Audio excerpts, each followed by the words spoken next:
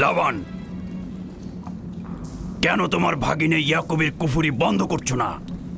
তোমরা তো ব্যাবিলনের জনগণের ইমানের মালিক, তার প্রশ্নের জবাব দিয়ে দাও। আমি তো গভর্নর, ধর্মগুরু নই। কিন্তু সে তোমার ভাগিনা এবং তোমার কন্যাদের স্বামী। আমি ফারদানের শান্তি আর নিরাপত্তায় নিয়োজিত, আমার ভাগিনার কার্যাবলী দেখার জন্য নয়। এই কারণেই তাকে শান্ত করতে হবে। সে ফারদানের শান্তি নষ্ট করছে। ফারদানের শান্তি ফিরিয়ে আনতে হবে, তা না হলে অতি দ্রুত ফারদানের বুকে দুর্ভিক্ষ নেমে আসবে, আর এটার দায়ভার সম্পূর্ণ ইয়াকুবের। কি করে করি বলো? ইয়াকুব এখানে ভেড়া রক্ষণাবেক্ষণের প্রধান ব্যক্তি, অর্থনৈতিক চালিকা শক্তিও বটে, আর ও কিনা হয়ে গেল এখানকার বদখদের প্রধান কারণ। হ্যাঁ, কারণ ও এখনো ইস্তারের কুফরি করেই যাচ্ছে। ইয়াকুব তো ব্যাবিলনের খোদাদের উপর ঈমান আনেনি, কিন্তু তারা তো কিছু বলেনি। ব্যাবিলনের খোদাদের প্রতি ঈমান না আনলেও তাদেরকে কখনো অবজ্ঞা করে কথা বলেনি, কিন্তু এখানে তো সে মহান ইস্তারকে অবমাননা করেই চলেছে। তুমি অবশ্যই তাকে শান্ত করবে। অবমাননা করে? অবশ্যই করে। তুমি কি কখনো ভেবে দেখেছো যে ব্যাবিলন রাজ্য কেন তোমাকে নিয়োজিত করেছে? তাহলে এটাও জেনে রাখো কেন আমাকে গভর্নর নিয়োগ করা হয়েছে। উত্তম হলো এটা জানা যে আমি ব্যাবিলন থেকে ফরমান গ্রহণ করি, না তোমাদের থেকে, না তোমাদের ইস্তার থেকে। যদি ইস্তারের মন্দিরের ধর্মগুরু বাবেল এই কথাগুলো তুলে ধরেন তবে কোনো অসুবিধে নেই তো?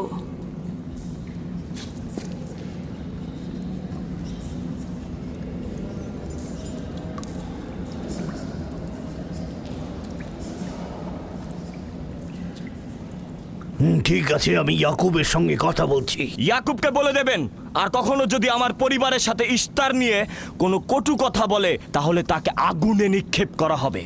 কুকুরের ছানা তার বাবা মার কাছে ঘেউ ঘেউ শেখার আগে নেকড়ের কাছে ছিন্ন ভিন্ন হয়ে যায়। তোমার নিজের জবানের হেফাজত করো। এবারের মতো ক্ষমা করে দিচ্ছি, পরের বার কিন্তু করব না।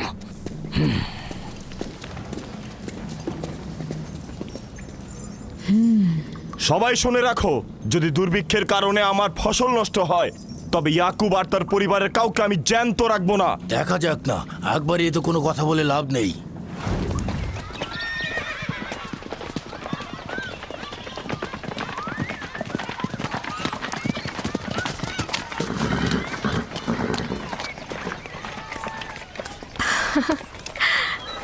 আব্বাজান এসেছেন।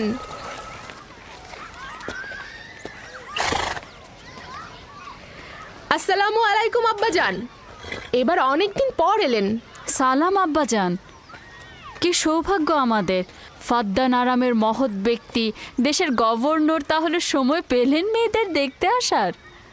এই ইয়াকুবটাকে নিয়ে আর পারি না। কি হয়েছে আব্বাজান? আবারও কি ইস্তার মন্দিরের ধর্মগুরুরা অভিযোগ করেছেন? তার মানে ফারদানের এইসব দাঙ্গা হাঙ্গামা ধর্মগুরুদের ষড়যন্ত্র। ইয়াকুব এগুলোর সঙ্গে জড়িত নয়, তাই তো? আব্বাজান, আপনি খুব ভালো করেই জানেন ইয়াকুব রেসালাত আর নিজের কাজ ছাড়া অন্য কিছুই করে না। কয়েক হাজার বছরের প্রচলিত ইস্তার মন্দিরের সঙ্গে তার কি কাজ? যদি সে এটাই চায় যে সে তার পিতামহের দিন প্রচার করবে, তাহলে সে আমাদের পরিবারের সঙ্গে করুক। কিন্তু মানুষের বিশ্বাসকে কেন অবমাননা করছে? আমার মনে হয় আব্বা আপনি ভুল করছেন। সে অবমাননা করছে না, সত্য প্রচার করছে। আব্বাজান, কিছু মনে করবেন না।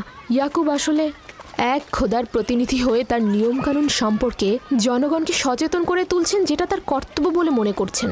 যেরকম আপনার কর্তব্য ফাদ্দানের জনগণের নিরাপত্তা প্রদান করা। তোমরা তার মতো কঠোর ও বেপরোয়া হয়েছ। আমি যদি চাই দায়িত্ব পালন করতে, তাহলে তোমরা মরুভূমিতে ভবঘুরে হয়ে ঘুরবে। আব্বাজান, আমি আর আমার বোন লিয়া আমাদের স্বামীর দিনে অটল আছি, তাই এক খোদার আইন বাস্তবায়নে আমরা তাকে সাহায্য করেই যাব। তোমরা সবাই দেওয়ানা হয়ে গেছো। তোমরা কেউ আমার অবস্থার কথা চিন্তা করছো না। তোমরা কি জানো, ব্যাবিলনের ধর্মগুরু যদি জানতে পারে আমার ভাগিনা ইস্তারের বিরুদ্ধে অপপ্রচার চালাচ্ছে, তাহলে আমার কি অবস্থা হবে ভাবো। আমি তখন কতটা বিপদে পড়বো। ইয়াকুবের খোদার শক্তি ওই বাবেলের মন্দিরের ইস্তারের থেকে অনেক বেশি। আব্বাজান, আমাদের উচিত হচ্ছে আমাদের নিজেদের খোদাকে ভয় করা, ওই পাথরের খোদাকে নয়। আমার না তার খোদার সঙ্গে কোনো কাজ রয়েছে, না এদের খোদা। শুধু বলবো ইয়াকুবের কোনো অধিকার নেই ফাদ্দানের লোকের কাছে আমার অবস্থান নড়বড় করে দেয়া। কি হয়েছে রাহেলা? রাহেলা, রাহেলা, কি হয়েছে রাহেলা?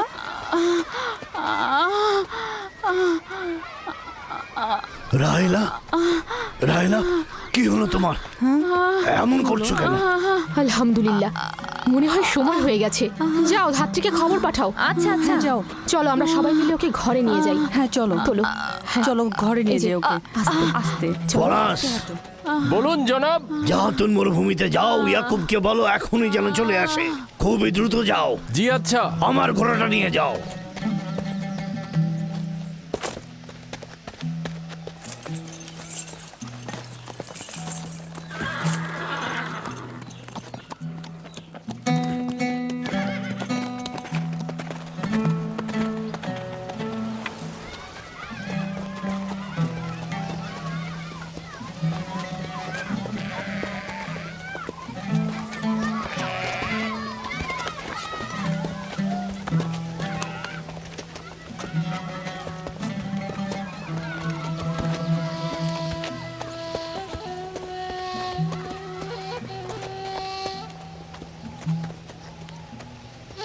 রাখালেরা চতুষ্পদী প্রাণীগুলোকে হেদায়েত করে, আর নবুয়াত ইনসানদের হেদায়েত করে থাকে। সম্ভবত এ কারণেই অধিকাংশ নবী রাখাল ছিলেন। আমি ইসরায়েল ভেড়াগুলোর সঙ্গে আমার সন্তানদেরও মরুভূমিতে নিয়ে এসেছি, যাতে তারা হেদায়েত গ্রহণ শিখতে পারে। আমার সন্তান বনি ইসরায়েলেরা কেন ক্ষমতা ও পেশি শক্তিকে মূল দণ্ড হিসেবে মনে করছে? আমি তো তাদেরকে পেশি শক্তি বা জোর করে চাপিয়ে দেওয়া কোনো কিছু শিক্ষা দেইনি। তোমরা কি শুরু করলে? তোমরা কি শুরু করলে? ওঠো, ওঠো শামুন, ওঠো। আমার উত্তরাধিকারী ও পরিবারের প্রধান সেই হবে যে খোদাকে সবচাইতে বেশি ভালোবাসবে। ইব্রাহিম ও ইসহাক ছিলেন সর্বোৎকৃষ্ট। তার মানে এই নয় যে তারা অধিক শক্তিশালী ছিলেন। শক্তি দিয়ে সবকিছু জয় করা যায় না।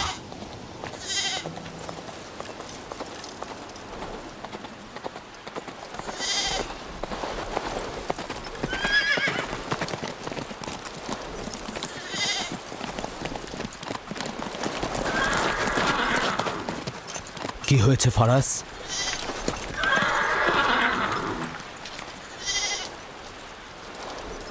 তোমরা ভেড়াগুলোকে নিয়ে আসো।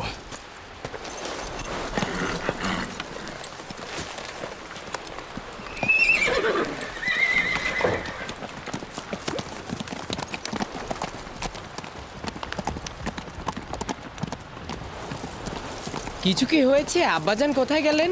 কিছুই না, ভেড়াগুলোকে একত্রিত করো, আমরা ফিরে যাব।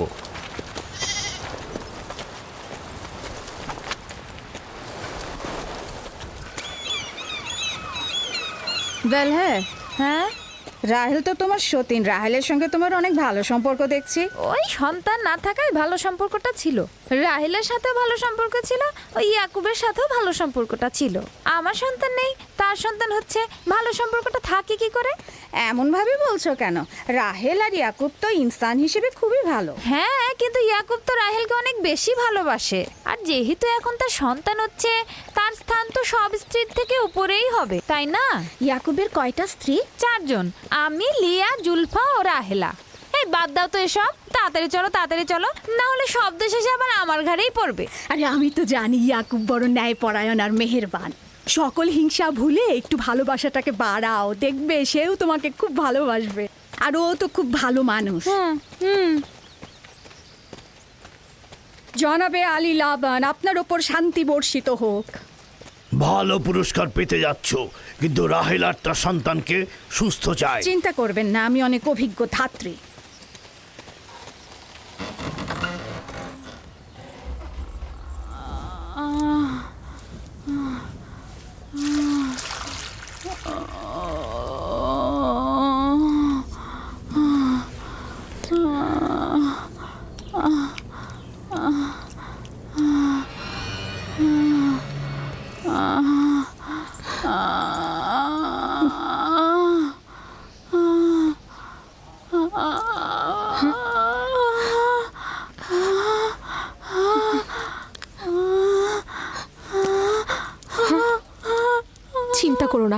সব ঠিক হয়ে যাবে, খোদা মহান।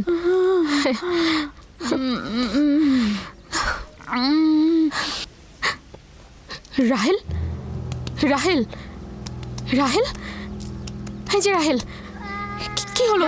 কথা বলো। রাহেল, রাহেল, রাহেল, রাহেল তো রাহেল? বেহুশ হয়ে গেছে।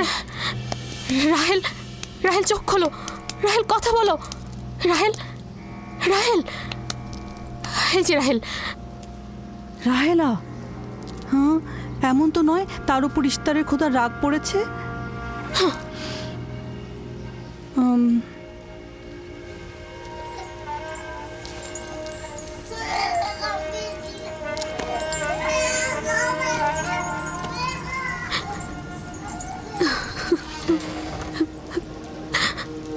ওকে রাখো।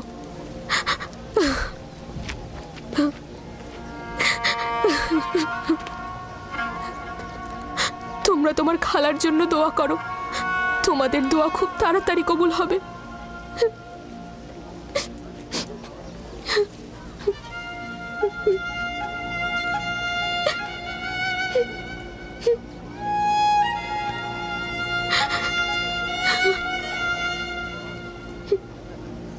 তোমরা কাজ করছো না কেন?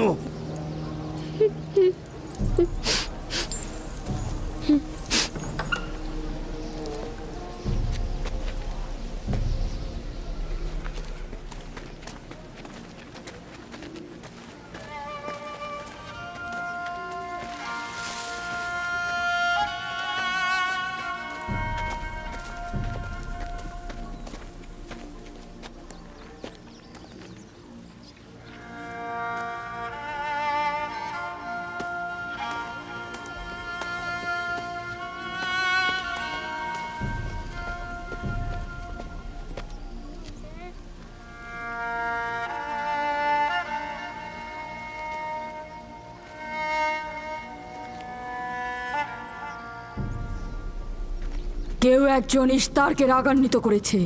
আগুন ও রক্ত দেখতে পাচ্ছি, অলক্ষণে মৃত্যুর ছায়া সর্বত্র দেখতে পাচ্ছি। আগুন প্রথমে কাফেরের পোশাকের নিম্নাংশ গ্রাস করবে। যারা ইস্তারকে অবমাননা করেছে অতি দ্রুতই তাদের ধ্বংস আসন্ন। হ্যাঁ, ইস্তার তাকে ক্ষমা করবে না, অতি দ্রুতই সে তার শাস্তি পাবে। আমার মনে হয় ওরা ইস্তারের অভিশাপের ফল ভোগ করছে। ইয়াকুব তো সব সময় ইস্তারকে অবজ্ঞা করে কথা বলে। হ্যাঁ, ইস্তার বলেছিল কুফরিকারী কাফের তার রোশানল থেকে রক্ষা পাবে না। ইয়াকুব তো ইস্তার আর তার খোদাকে নিয়ে কত বেহুদা কথা বলেছে, মনে হচ্ছে তারই ফল ভোগ করছে।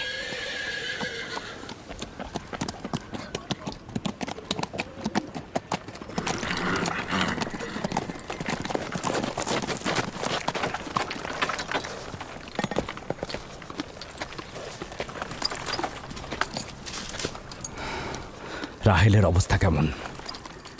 আমি কিছু বলতে পারছি না।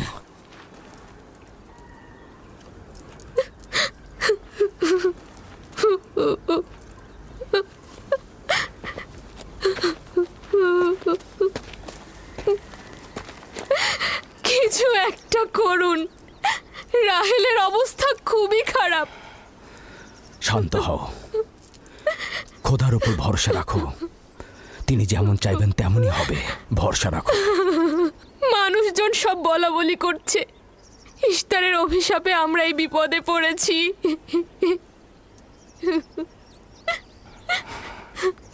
খুব ভালো, এবার দেখা যাক রাহেল ও তার সন্তানের খোদা সবচাইতে বেশি শক্তিশালী নাকি ওই ইস্তারে খোদা। খোদা রহম করো। তোমরা রাহেলের দিকে লক্ষ্য রেখো, আমি একটু আসছি।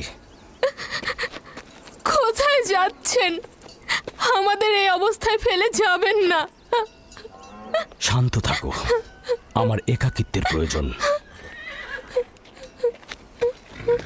তুমি খোদার সঙ্গে যা করার করো, আমি হাত পা গুটিয়ে বসে থাকতে পারবো না। আমি অবশ্যই হেকিমি চিকিৎসার ব্যবস্থা করব। আমি চিকিৎসকের নিকটে যাচ্ছি, প্রকৃত চিকিৎসক।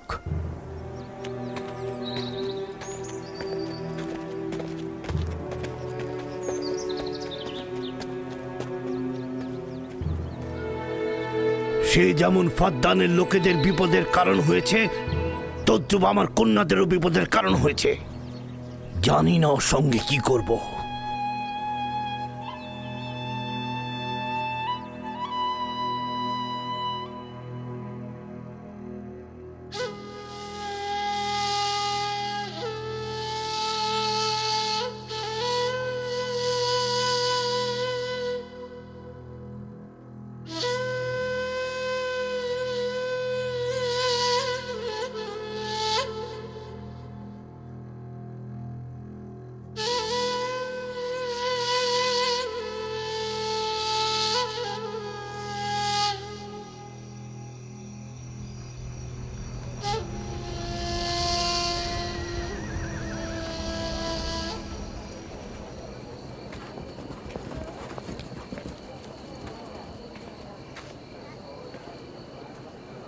কেন যে ইশতার মাতাকে ডেকে আনছে না, সে তো সবচেয়ে বড় ধাত্রী।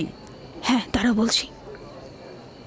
জনাব লাবান, ইশতারের কাছে লোক পাঠান। ধাত্রী হিসেবে সে কিন্তু সবচাইতে ভালো।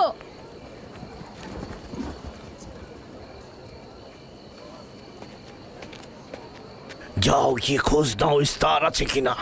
যা চাই তাই দেবো। বলবে লাবান বলেছে যদি তার কন্যাকে নাজাত দাও, ইয়াকুবকে ফাদ্দান থেকে বার করে দেবো, আর তার পাপ থেকে ইস্তার মন্দিরকে রক্ষা করব। যাও।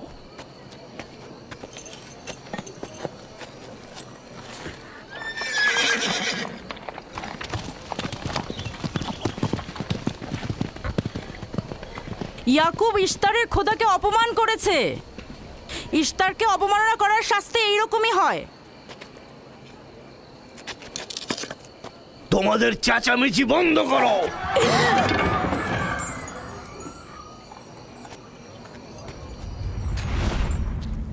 ইয়াকুবকে বলো কেন সে তার খোদার কাছে সাহায্য চাচ্ছে না। আমি যদি তার জায়গায় থাকতাম তবে অবশ্যই এ সময় আমার খোদাকে ভুলে যেতাম না। আমাকে পাঠিয়েছেন জনাব লাবান। তিনি কথা দিয়েছেন তার কন্যাকে যদি নাজাত দিতে পারেন, ইয়াকুবকে ফাদ্দান থেকে বের করে দেওয়া হবে। আমার দৃষ্টিতে এটা সর্বোত্তম সময় ফাদ্দানবাসীকে মহান ইশতারের কুদরত সম্পর্কে জানিয়ে দেবার এবং তার শক্তিমত্তা সম্পর্কে বুঝিয়ে দেবার এটাই উৎকৃষ্ট সময়। যদি রাহেলাকে বাঁচাতে পারো, তাহলে তোমাদের উপর ফাদ্দানবাসীর ঈমান বৃদ্ধি পাবে। এখানে স্বর্ণরৌপ্যের ভাণ্ডার হবে। রাহেলের মৃত্যুও একই পরিণাম নিয়ে আসবে। বাদ দাও, মরে যাক। খুব ভালো, যাও এই কথাই গিয়ে বলো। রাহেলের মৃত্যু ইশতারের অভিশাপের ফল। একক খোদার ইবাদত করা এবং ইশতারকে দেখেও না দেখার ভান করার এমনটাই ফল। যদি এমনটা হতো, রাহেল ও তার সন্তানের মৃত্যুর পর আকাশ থেকে বৃষ্টি বর্ষিত হচ্ছে।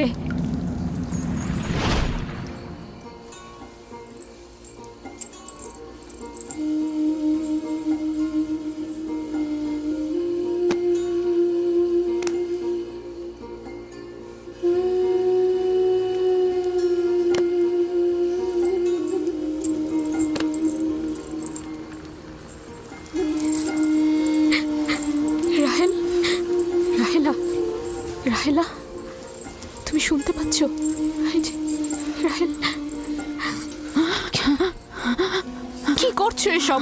আরে ধোঁয়া দিয়ে জ্ঞান ফেরাতে হবে, নাহলে মা বাচ্চা মারা পড়বে। এই ধোঁয়া তাকে মেরে ফেলবে, সুস্থ করবে না।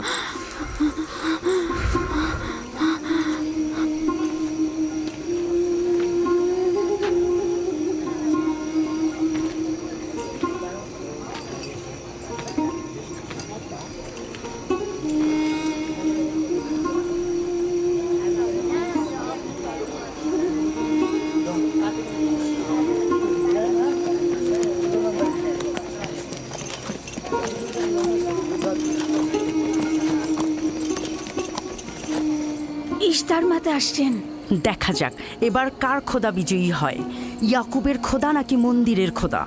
আরে পরিষ্কার বোঝা যাচ্ছে বিজয়ী হবে ইশতার।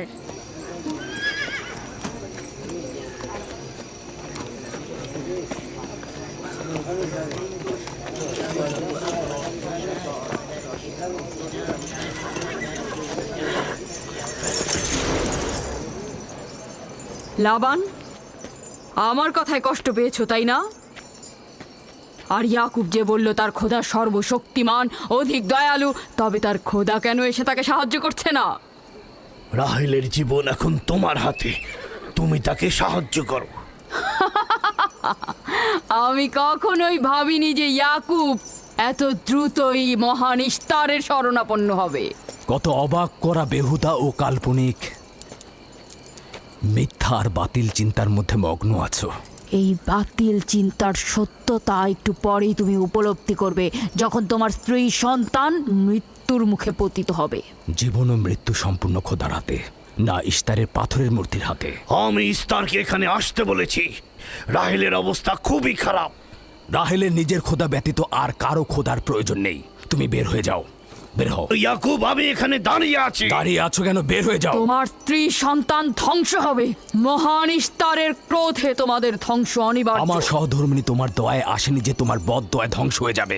তুমি বের হয়ে যাও। ফাদ্দানের জনগণ, এই লোক নিজের জন্য কোনো রহম নিয়ে আসেনি এবং সে তোমাদেরও কোনো রহম দিতে পারবে না। সে তোমাদের জন্য যেমন দুর্ভিক্ষ নিয়ে আসছে, তেমনি তার স্ত্রী পুত্রের জন্য মৃত্যু ডেকে নিয়ে আসছে। অতি দ্রুতই তোমরা ইস্তারের কুদরত দেখতে পাবে।